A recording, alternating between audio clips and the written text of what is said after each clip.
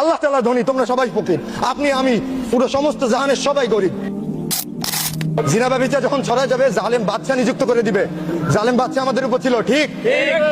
লাখো কোটি টাকা দিয়ে আমরা এইটা ছাপাইতে পারছি, কিন্তু ওইখানে এক বস্তা ভাতের উপর মানুষের পা পাড়ায় যাচ্ছে। এইটার হিসাব আপনি আমি আল-ইয়াউমা তুজজা কুল্লু নাফসিন বিমা কাসাবাত, প্রত্যেকটা নফসের দিতে হবে।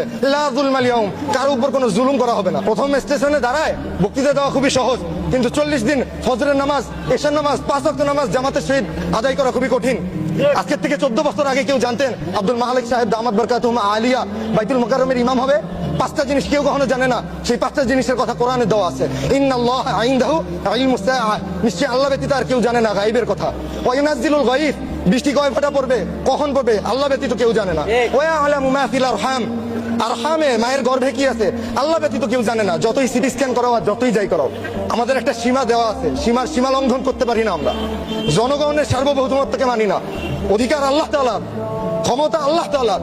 আল্লাহুল গনি ওয়া আনতুমুল ফুকারা, আল্লাহ তাআলা ধনী, তোমরা সবাই ফকির। আপনি আমি পুরো সমস্ত জাহানের সবাই গরিব। ফৈনি টেয়া লাগতো না।